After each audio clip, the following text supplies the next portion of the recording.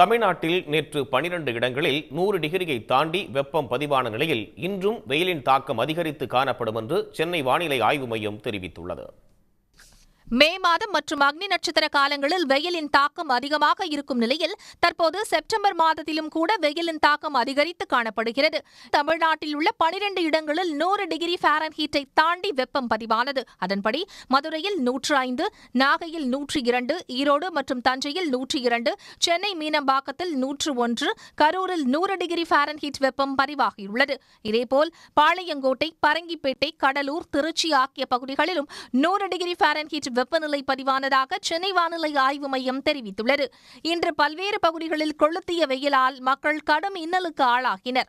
இப்ப வெயில்ல ஆட்டோ ஓட்ட முடியல, மேஸ்திரி தொழிலுக்கும் போக முடியல, ரொம்ப கஷ்டமா இருக்கு. இதுல என்ன ஒண்ணு விஷயம், இந்த காலகட்டத்தில் மழை பெய்யணும், மழையே சுத்தமா கிடையாது. சித்திரை மாசம் வெயில் அடிக்கிற வெயில் மாரி இப்போ இந்த சீசன் செம வெயில் அடிக்குது. எல்லாமே ரொம்ப கஷ்டப்படுறாங்க. அங்கங்க தண்ணீர் பந்தல் வச்சா நல்லா இருக்கும். மாடு இருந்து மனசுலேருந்து எல்லாமே ரொம்ப கஷ்டப்படுறாங்க. வெயில் கடுமையாக இருக்குது. எப்பயுமே இந்த மாதம் மழை வரும்னு நாங்கள் எதிர்பார்த்துக்கிட்டு இருந்தோம். பார்த்தா கடுமையான வெயிலாக இருக்குது. இப்போ நான் பார்த்தீங்கன்னா நான் கட்டுமான தொழில் தான் வேலை பார்க்குறேன்.